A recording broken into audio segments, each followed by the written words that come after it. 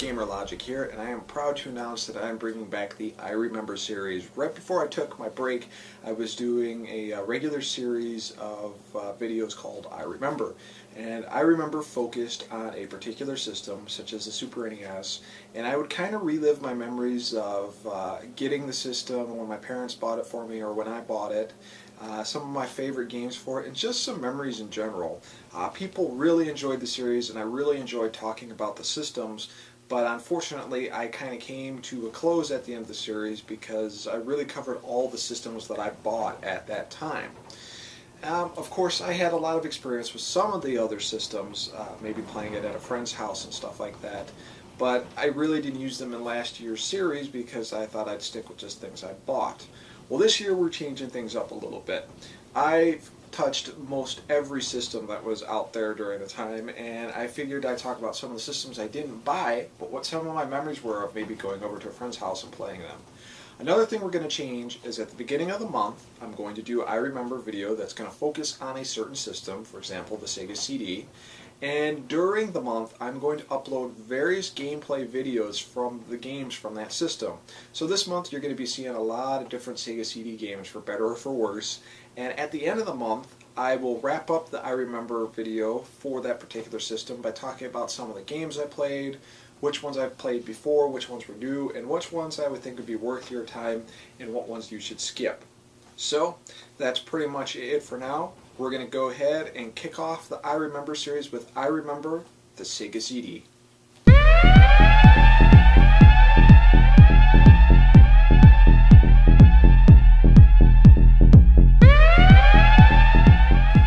So my interaction with the Sega CD is pretty limited. I only played it maybe like once or twice before it kind of disappeared off store shelves. And again, I was never much of a Sega kid.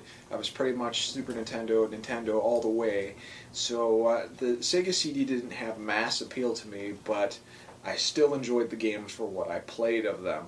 And the Sega CD was actually announced back in 1991 under the Japanese name the Mega CD, and it didn't really come out over to the States till like late in 1992, so we were playing games like Super Castlevania 4 at that point, as well as other great Super NES games. But Sega was really trying to push that the Genesis was the 16-bit system of choice, and they figured that if they could do this CD attachment, they would really have a grip on the market. And obviously this was an age where PCs were really starting to get their power, CD-ROMs were becoming a regular feature in computers, and multimedia was just a regular thing, and it was booming. So with that being said, and not having a Genesis, I had really no interest in it, even though the full motion video games did kind of appeal to me a little bit. I wouldn't actually get to play one until I went over to my buddy Russ's house, where he was a big Genesis fan. He actually had a Neo Geo Pocket, now that I think of it, but that's another episode. But yeah, when we went over there, and he said, "Have you ever played the Sega CD? It's amazing. It's the coolest thing you'll ever see. It blows away Super Nintendo." And I thought, no, it's not, but hey, I'll try it. He had a couple different games, and right off the bat I thought it was really cool that you could actually just plug this thing right into your existing system, and here you go, you got these enhanced capabilities. He had a couple different games. He had Slipheed, which is a very awesome game, Sewer Shark, which was interesting for its time but really hasn't held up well as Eternal Champions, Challenge from the Dark Side, and he was always talking about Eternal Champions at school, saying it was better than Mortal Kombat, it had all these different finishing moves, and that was really, really, really hard.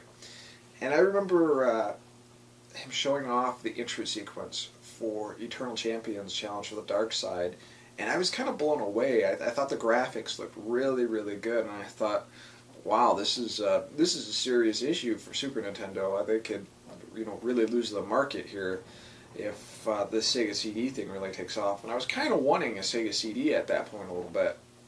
So we played a little bit of that, and another funny thing was watching the intro. I expected to be blown away by the graphics of what I was going to see during actual gameplay, and this is what is kind of a big thing about the Sega CD. The intros and stuff looked so good that when you got to the actual game, it was kind of like, oh, what a ripoff.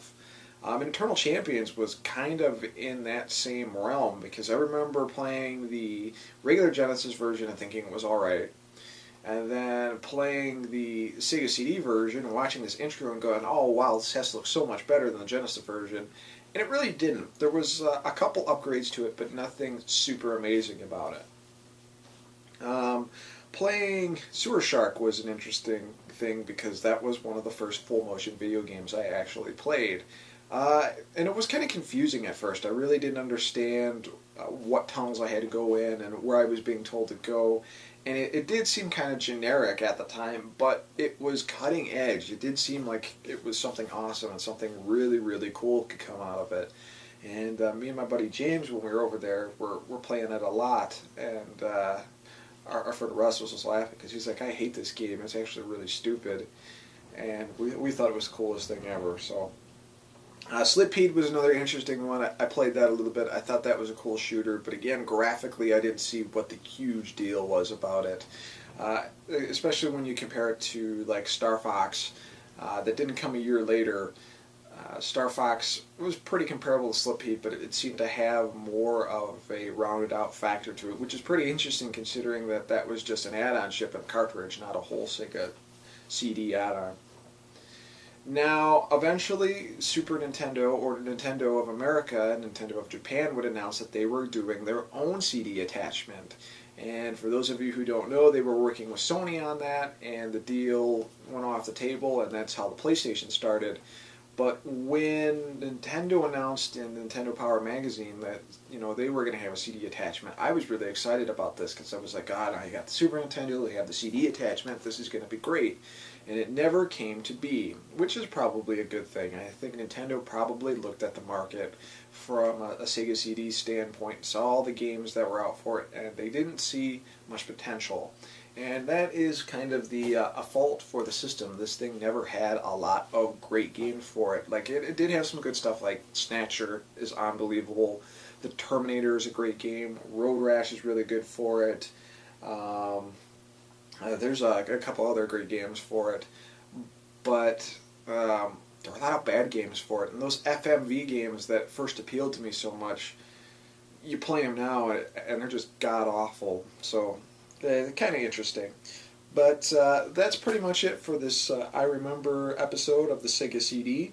We're going to come back at the end of the month and talk about some of the games I played, so stay tuned on the channel and take a look at some of the better or worse games on the Sega CD platform. And I'm looking forward to talking to you guys at the end of the month to see what I liked and see what I didn't like. Peace.